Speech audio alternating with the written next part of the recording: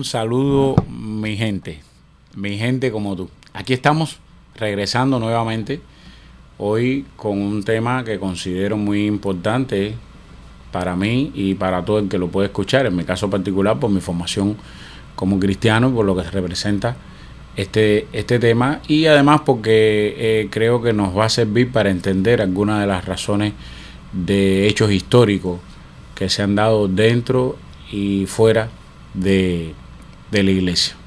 Hoy me acompaña mi hermano. ¿Cómo estás, hermano? Encantado.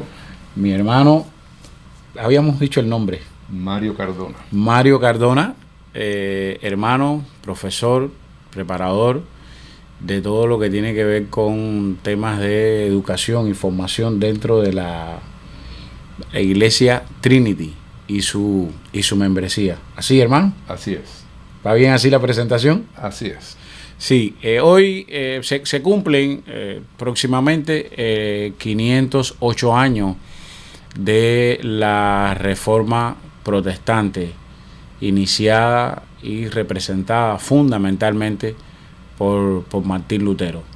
La Reforma Protestante, como bien ustedes lo van a escuchar a partir de lo que va a decir mi hermano, marcó un hito tanto en la historia de la Iglesia como en la historia de Europa y el mundo. Y se entenderá por qué llegamos hasta aquí. Hermano, le doy la palabra para que usted pueda expresar a manera de intercambio lo que conoce sobre el tema, ¿verdad? Bueno, en 31 de octubre es la fecha en que usualmente se conmemora este acontecimiento. Esto fue un hito histórico que cambió por completo la historia de la humanidad, en especial en Europa y después en el resto del mundo. Realmente, si estamos aquí, es precisamente por este acontecimiento. Por este acontecimiento de la Reforma. Claro, para poderlo entender qué pasó un día 31 de octubre de 1517, hay que entender cómo la historia de la iglesia ha ido evolucionando. Las personas que estudian la Biblia saben que en el libro de Hechos se narra cómo comienza la historia, pero llega un momento ya a finales del primer siglo donde se deja de escribir, es decir, se cierra lo que se conoce como el canon bíblico, y entonces sigue la iglesia evolucionando de forma tal que llega un momento que se empieza a expandir y hay 5 centros fundamentales al inicio. Jerusalén, sí, Antioquía, Constantinopla, Roma y donde estaba la famosa biblioteca de Alejandría. Y por eso se le llama a los 5, estos 5, las primeras bases de la expansión del evangelio. Pero ¿qué pasó?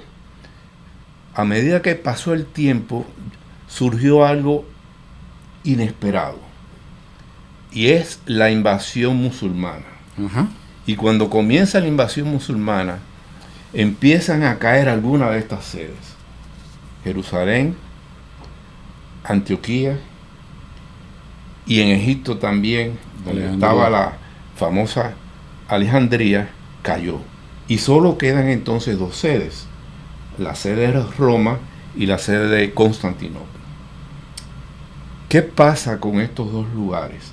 Que a medida que va evolucionando y expandiéndose el cristianismo, estas 2 sedes tenían sus obispos. Había un obispo en Roma y un obispo en Constantinopla, que ellos usualmente le llaman el patriarca de Constantinopla. Pero por divergencia que no vamos a entrar a analizar acá, en el siglo XI se produce lo que se conoce como el cisma occidental. Se divide el cristianismo realmente en 2 partes. Es decir, por un lado está Roma y por el otro lado está Constantinopla. ¿Por qué es importante entender esto para entender a Lutero? Porque es que la iglesia siempre ha tenido cismas, es decir, acontecimientos tales que han traído consecuencias a través de la historia. O sea, que no ha sido un devenir estático, sin altos y bajos. Discúlpeme, me parece que en ese sismo del que usted está hablando, que no es el caso, no es lo que viene a la mente, pero para un poco ubicarnos en contexto, es donde surge la Iglesia Católica y la Iglesia Ortodoxa. Exactamente. Ya. Y la iglesia, con el patriarca Kirill y el Papa en la Iglesia Católica. Exacto. Ya. Claro, el papado como tal va a surgir mucho después. Sí, pero bueno, en ese momento es... Pero en ese momento ya estaban ellos separados y la Iglesia de Roma tiene también su cisma. Ya. Un cisma que viene un poco después y es cuando en un momento determinado hay un papa en Roma y un papa en Francia, en Aviñón. De hecho, hubo un momento que hubo 3 papas. Pero sí. bueno, al fin ellos resuelven eso. Pero lo que quiero hacer el énfasis de que no es algo que se establece y permanece inmovible, sino que evoluciona igual que evoluciona cualquier todos pueblo. Los fenómenos en la vida, sí. Y entonces, ¿qué pasa? Que cuando llega el Renacimiento, en la mente en Europa empiezan a surgir personas como, por ejemplo, Maquiavelo, Dante, los grandes astrónomos. Muchas corrientes de pensamiento. Muchas corrientes de pensamiento, ¿verdad? Sí. Tomás Moro, los escritores, Shakespeare, por el otro lado está Cervantes, en el arte están los grandes pintores, Miguel Ángel, Da Vinci. Es decir, hay como una conmoción, claro. una conmoción en que se libera el pensamiento. Y en ese contexto ya venía evolucionando dentro de la iglesia algo que era necesario. ¿Por qué? Porque la Iglesia Católica con su papado en realidad tenía muchos problemas. Y ya desde antes habían algunas personas que se habían percatado de esto y se habían opuesto de alguna manera a esto. Por ejemplo, los valdenenses sí. se opusieron. Algunos, por ejemplo, como el inglés, que fue el primero que trató de traducir la Biblia al inglés, Wycliffe, Juan Hus, es decir, fueron personas que de alguna manera confrontaron a la Iglesia Católica, al papado, porque ellos se daban cuenta de que había algo mal, en especial porque ellos decían, ¿por qué hay que hacerle caso a ellos? ¿Por qué, por ejemplo, el pueblo no puede escuchar la palabra de Dios en su idioma? Porque eso estaba prohibido. Es decir, la Biblia que se usaba en aquel momento era la Vulgata latina en latín, y si la gente no sabía latín, no podía saber de la Biblia. Exacto. Entonces, ¿qué pasa? Que ya cuando llega el siglo XVI, no solo Lutero, sino otros también pensadores, al igual que él, se daban cuenta de la necesidad de alguna manera ponerle freno a aquello. Porque no era solamente el problema de la incapacidad que tenían los fieles de poder leer las escrituras, sino que además era un clero corrupto a tal manera que, si ustedes recuerdan los famosos cuentos de el Decamerón de Boccaccio, es nada más que un reflejo de la sociedad y del clero en esa época. Exacto, de cómo había tal inmoralidad, incluyendo algunos de los papas. Sí, profe, hay algo que de esa época del proceso de corrupción que había dentro del clero y dentro del papado, que me gustaría que usted se refiriera a 2 elementos que yo considero muy importantes. Uno, lo relacionado con la venta de indulgencia, o sea, que usted explique qué cosa era la venta de indulgencia, y ustedes van a entender, y algunos dirán, pero ¿cómo era posible? Y el otro, la manera en que ellos veían. Se habla en el caso de la Iglesia Católica y de los cleros católicos, se habla del celibato. O sea, que al final proclamaban una cosa y hacían otra. Claro. Por eso me gustaría que sin... Claro. Mire, es sobre el celibato, Sí. es interesante porque en realidad se vino a formar la doctrina dentro de la Iglesia Católica en el siglo XII. Es decir, pasaron 12 siglos donde se podían casar, podían tener hijos, ¿verdad? Y por supuesto, esa fue una de las razones por las cuales habían tanta inmoralidad dentro del clero. Y sobre las indulgencias, ¿qué pasó precisamente durante el papado de León X? León X. Que es el contexto donde está viviendo Lutero. Ese era su papa. Y Lutero era católico. Y él respetaba al papa. Pero ¿qué pasó?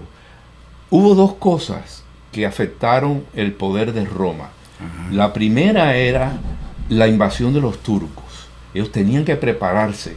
Y para prepararse y para defenderse necesitaban dinero.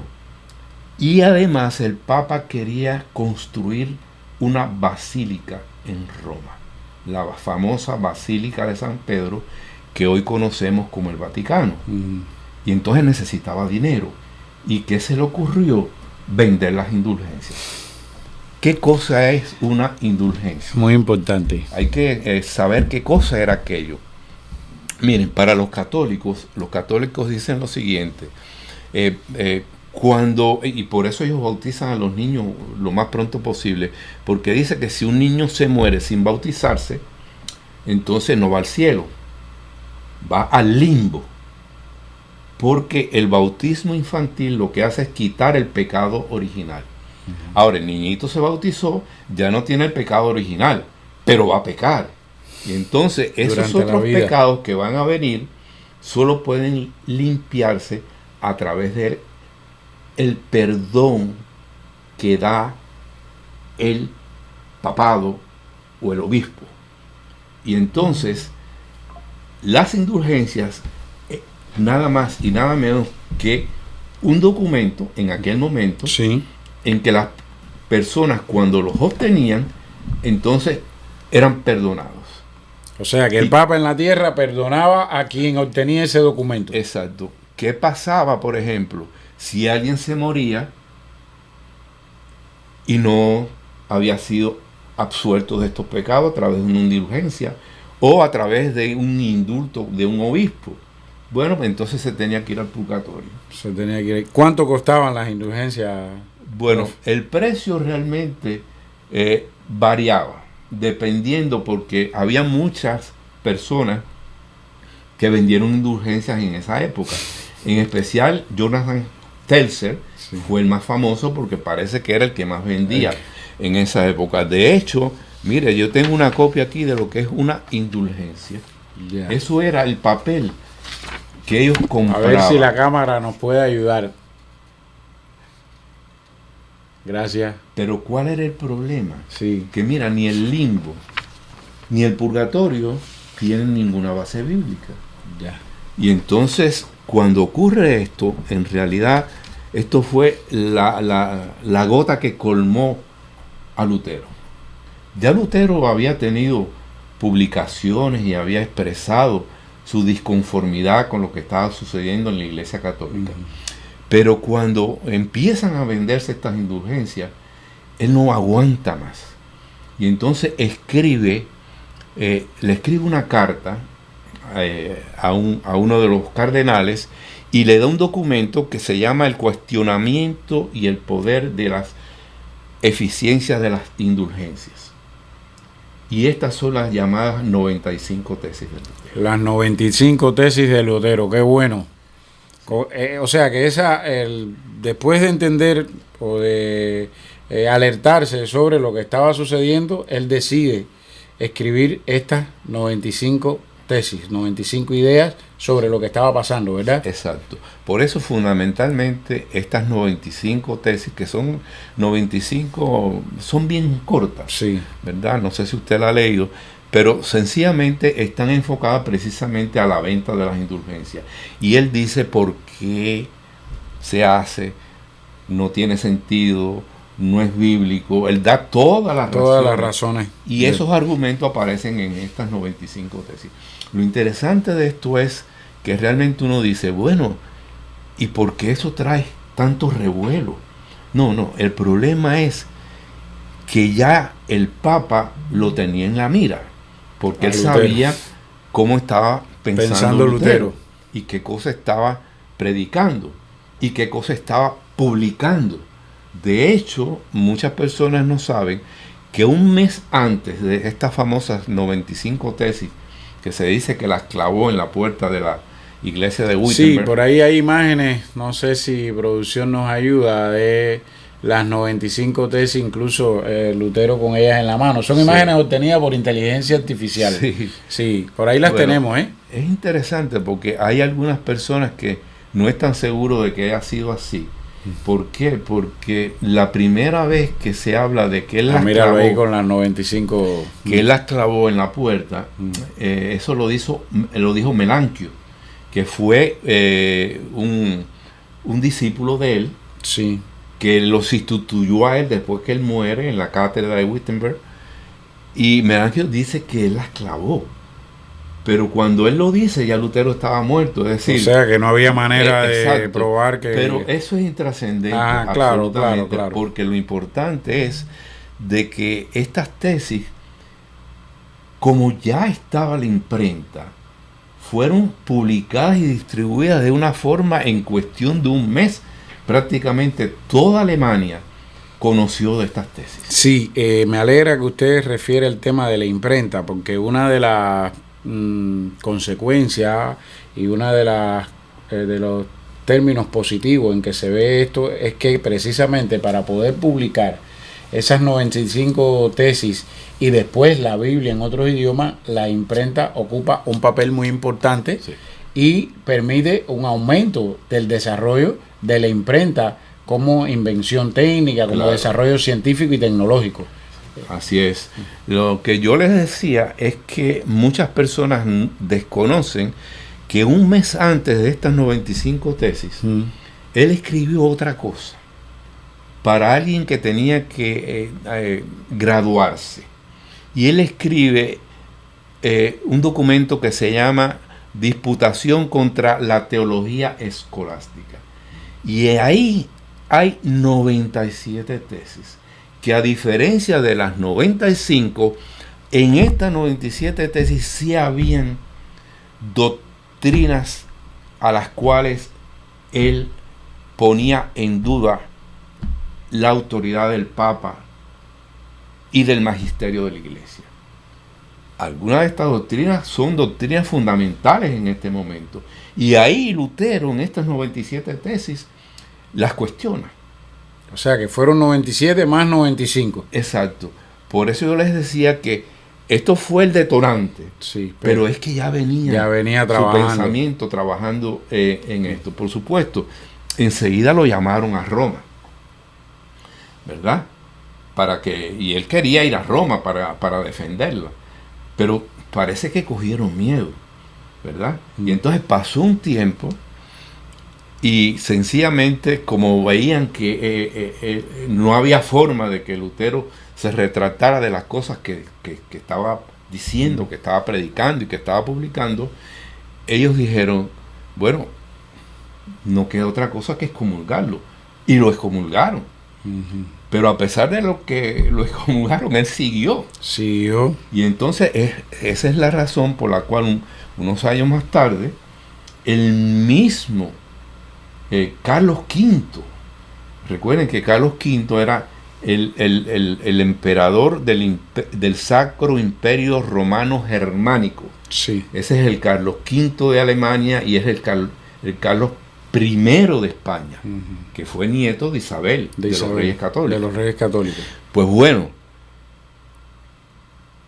él lo cita a que defienda su pensamiento en la famosa dieta de Worms. Ahora, ¿qué pasa? no era solo Lutero, fueron muchas. Ya fue un movimiento. Exacto, fue un movimiento. Fueron muchos obispos que acompañaron ahí al emperador, y Lutero tenía miedo, porque como ya estaba excomulgado, y entonces el emperador le dio un salvoconducto para que él pudiera asistir y que no tuvieran miedo de que fuera a ser preso. Y él se presenta allí y él piensa de que lo van a interrogar, pero le dijeron, no. Hay dos cosas nada más que queremos de ti. Primero, y le señalan una mesa y dice, todo eso son tus libros y todo lo que tú has escrito. Son tuyos. Lutero dice, sí, ¿cómo no? Son míos. Y entonces dice, y lo segundo es, tú te retractas de todo lo que tú has puesto ahí. Y entonces Lutero se queda pensando y dice, tengo que pensarlo. Y entonces le dieron un día. Lutero se va y al otro día Lutero regresa, y yo tengo aquí las palabras de Lutero, porque en realidad son las palabras que a mí me han impresionado más. Y es que cuando él llega y le vuelven a preguntar, ¿tú te retractas de esto? Oigan lo que él dice. A menos que no esté convencido mediante el testimonio de las Escrituras por razones evidentes, ya que no confío en el Papa ni en su concilio, debido a que ellos han errado continuamente y se han contradicho, me mantengo firme en las Escrituras, a las que he adoptado como mi guía. Mi conciencia es prisionera de la palabra de Dios, y no puedo ni quiero revocar nada, reconociendo que no es seguro o correcto actuar contra la conciencia. Que Dios me ayude.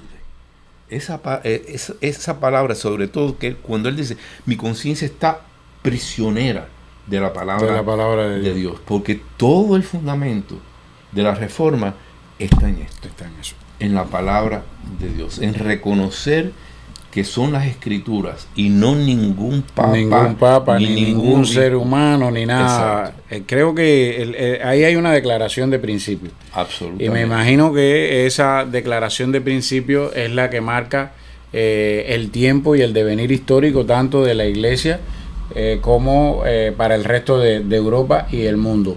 Después de todo ese proceso, evidentemente hay una bipartición dentro de la fe cristiana, sí, y es lo que nosotros conocemos como el protestantismo. Sí, Ajá.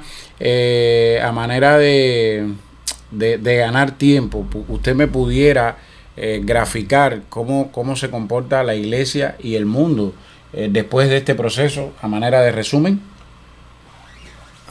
Bueno, ante todo el término de protestante, sí. Yo tengo un amigo pastor que él dice que cuando le dicen protestante, dice, no, si yo no he protestado de nada. Y el término realmente sí se acuña mucho después, sí, porque hay una dieta, una reunión sí, Spira, en que es lo que hacen, llaman a todos los príncipes alemanes, los reúnen allí para decirles, miren, ustedes no pueden permitir que se siga enseñando lo que enseña Lutero. Ajá. Pero ¿qué pasaba? Que hay algunos de estos príncipes en que en sus comarcas ya todo el mundo se había convertido y había dejado el catolicismo como era, sí, como se vivía en esa época, y habían abrazado las ideas de Lutero. Y entonces hay un grupo de estos príncipes que firman una protesta y dicen, nosotros protestamos y no estamos de acuerdo en que se nos obligue a que no se enseñen las ideas de Lutero. Y ahí viene el término protestantismo. Profe, tenemos 2 minutos. ¿Cómo? 2 minutos. Bueno, muy sencillo. En 2 minutos lo que podemos decir es que estas ideas tuvieron su fruto, ¿verdad? Y este fruto fue seguido por seguidores como Melanchthon, Calvino, Juan Knox, Zwinglio, pero tuvo sus consecuencias también. Sí. Y consecuencias terribles, porque hubo varias guerras. Y no me voy a extender sobre las guerras, pero una de las más famosas fue la guerra de los 30 años. Y en Francia también hubo una enorme matanza de los seguidores del protestantismo, pero allí a ellos en Francia le decían los hugonotes, y hubo una matanza enorme en Francia, la llamada matanza de los hugonotes. Pero lo más importante también es que no solo la Iglesia Católica se quedó así, sino que hubo lo que se llama una reacción que se conoce como la Contrarreforma, ¿verdad? Una Contrarreforma que en realidad tuvo una respuesta muy contundente, ¿verdad? Y en un concilio que se llevó a cabo, el Concilio de Trento. Concilio de Trento, sí. Que las conclusiones de ese concilio todavía son las que sigue la Iglesia Católica en la actualidad. Y cosas increíbles, como por ejemplo, ahí en la Iglesia Católica, ellos tienen un listado de libros prohibidos. Y todavía lo tienen y lo actualizan actualmente. Pero también tuvo cosas muy positivas. Y lo positivo fue de que hubo una convicción de la necesidad de deslindar la Iglesia con el Estado. Eso en primer lugar. En segundo lugar, desde el punto de vista social, hubo un desarrollo del arte, de la música coral, en la educación también. Eso influyó mucho, sobre todo porque entonces ya las personas, como había imprenta, podían leer. Incluso podían leer la Biblia en su idioma. Yo creo que ese es un elemento muy importante en la educación y en la formación de las personas. A los 500 años hoy, a la distancia de 500 años, ¿qué vigencia? Muy vigente. Muy vigente. Muy vigente. Independientemente de algunos de los documentos más famosos que se reconocen del fruto de la Reforma, como es el Catecismo de Heidelberg, la Confesión Belga y los Cánones de Dort. En especial, a mí me gusta la Confesión Belga porque lo hizo alguien que no es tan conocido como la Confesión, sino por una carta, Guido de Brest. Él hizo una famosa carta a su esposa, Catalina Ramón, antes de ser ejecutado. Eso es una carta preciosa. Pero yo diría que lo más importante, y que es muy sencillo, que nos ha legado, son 5 frases que se conoce como las 5 solas de la Reforma. Que resumen todo el pensamiento. Y esas 5 solas son: sola Escritura, solo la gracia, solo la fe, solo Cristo y solo a Dios la gloria. En esas 5 frases se resume todo. Sería interesante si algún día pudiéramos hablar de las 5. Sí, yo creo que sí. El tiempo es brutal, se nos acabó el tiempo, tenemos que concluir, pero le agradezco su disposición y la colaboración para de alguna manera también evangelizar con este tema. Entonces, Dios lo bendiga, profe. Gracias. Y nos estamos viendo. Les prometo que regresaremos, regresaremos con otros temas. Saludos.